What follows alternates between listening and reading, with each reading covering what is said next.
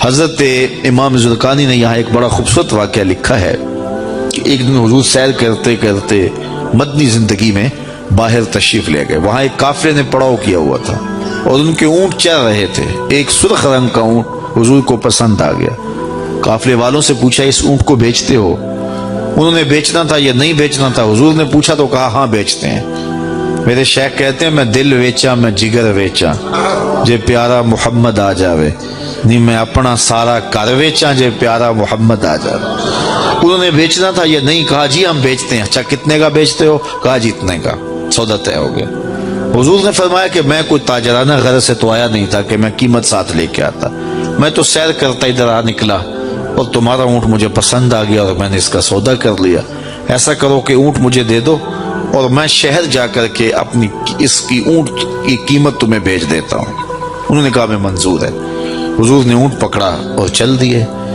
اور جب حضور جا رہے تھے تو وہ حضور کو دیکھتے رہے اور جب آقا کریم نظروں سے اوجھل ہو گئے تو وہ دلوں پہ ہاتھ رکھ کے کھڑے ہو گئے. تھوڑی دیر کے بعد سکتے سے جب باہر آئے تو ایک دوسرے سے پوچھنے لگے یار یہ شخص جو اونٹ ادھار لے گیا اس کا پتہ پوچھا تھا کسی نے؟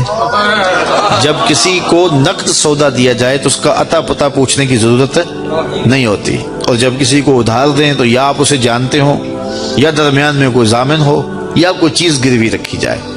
اور کہا ایک شخص آیا, تم نے اس کو اونٹ دے دیا, اس کا پتہ بھی نہیں پوچھا, اس نے کوئی درمیان میں ضامن میں نہیں دیا, تم نے کوئی شے بھی گروی نہیں رکھی اس کی, تو یار تم سب کی عقل پہ پردہ آ گیا, اس کا پتہ تو پوچھ لیتے, قیمتی اونٹ لے گیا.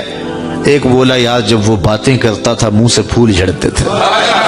اذا تکلم رؤیا کالنور یخرج من بین ثنایا ہو. کہا میں تو اس منظر کو دیکھتا رہ گیا. دوسرا کہنے لگا یار جب وہ جو ہے وہ مسکراتا تھا سامنے والے پہاڑوں پہ عکس پڑتا تھا. اذا ضحک یتلالع فی الجدر. تیسرا بولا یار میں تو اس کی آنکھیں ہی دیکھتا رہ گیا.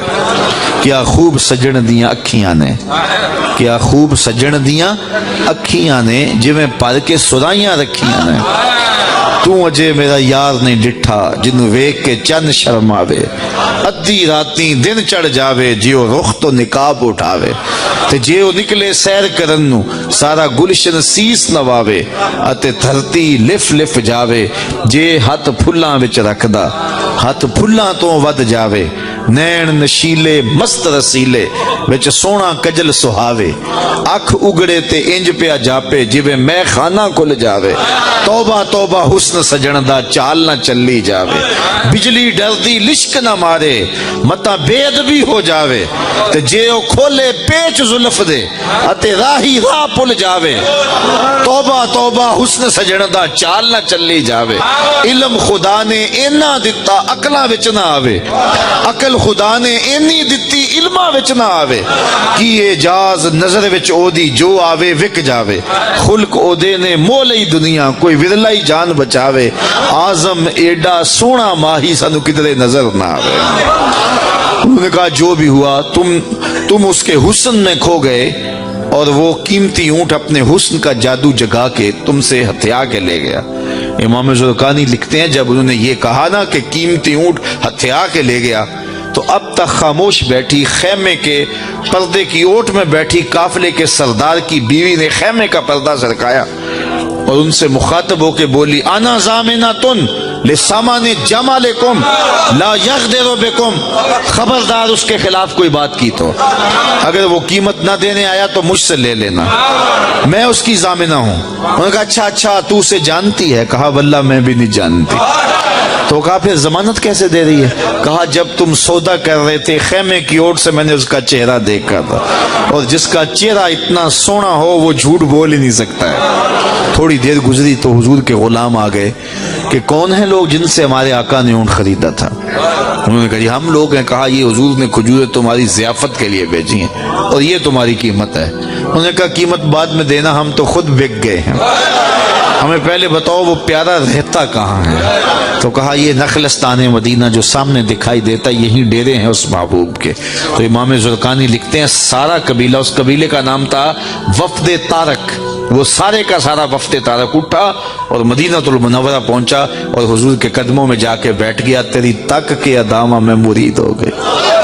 تو چہرہ इतना खूबसूरत था, अल्लाह अकबर. देखने वाले कहा करते हैं अल्लाह अल्लाह, याद आता है खुदा देख के सूरत तेरी. तो किसी से अगर प्यार इसलिए किया जाता है कि वो सोना बड़ा है, तो फिर आओ ना उससे प्यार कीजिए जो इतना सोना है.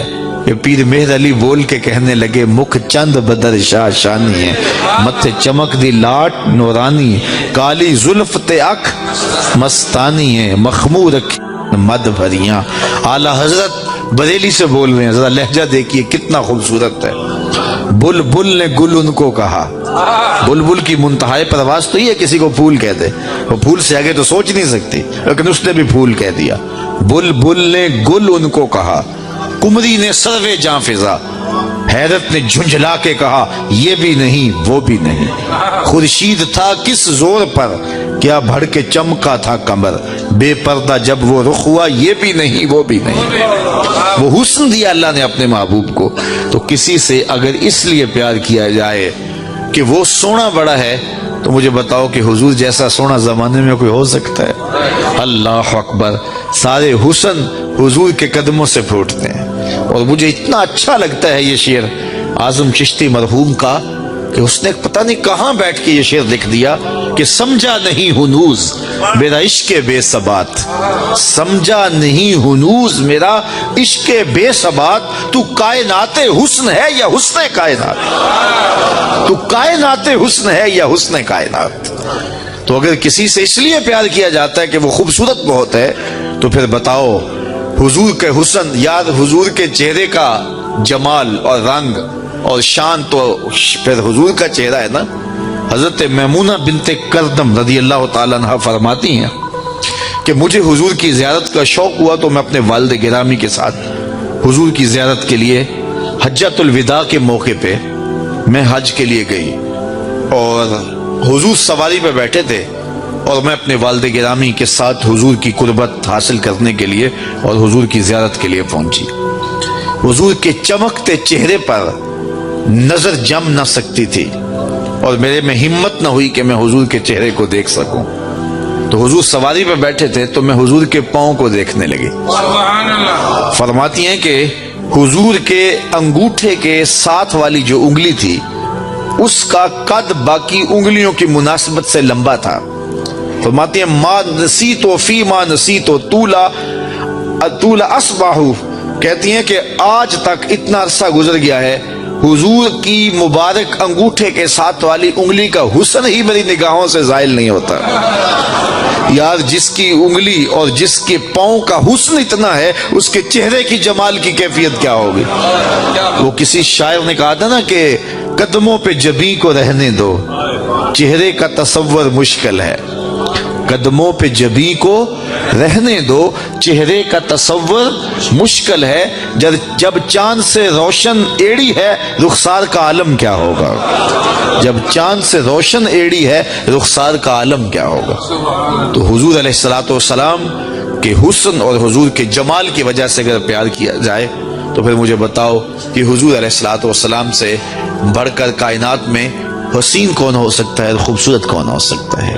तो इसलिए हमारी मोहब्बतें और हमारी अकीदतें हुजूर की बारगाह में दस्त बस्ता हाजिर हों. अब किसी से अगर प्यार कर लिया जाए, तो उस प्यार के तकाजे क्या हैं. बंदा जिससे प्यार करता है उसका कसरत से जिक्र करता है, और ये महफिल मिलाद उस अकीदत का रूप है, मोहब्बत के उस तकाजे की तकमील है. बंदा जिससे प्यार करता है उसका कसरत के साथ जिक्र करता है, उसका जी चाहता है कि उसका तज़किरा छिड़ा रहे, उसकी बातें होती रहें. रूमी अलैहिर्रहमा जिन्हें इकबाल ने अपना मुर्शिद माना है, उनका कमाल यह है कि वो तमसील से बात के समझाने की आदत रखते हैं. वो इस नुक्ते को बड़ी खूबसूरती से समझाते हैं कि किसी ने मजनू को देखा कि रेत के ऊपर लैला लैला लिख रहा है, तो उसने रुक के पूछा ये क्या कर रहे हो.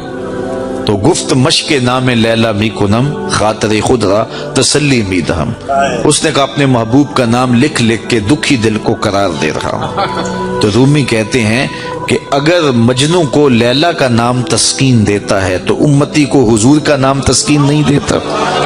اور میں تو کہا کرتا ہوں میں خانہ سہارا دیتا ہے نہ جام سہارا دیتا ہے، ہم کو تو مدینے والے کا ایک نام سہارا دیتا ہے۔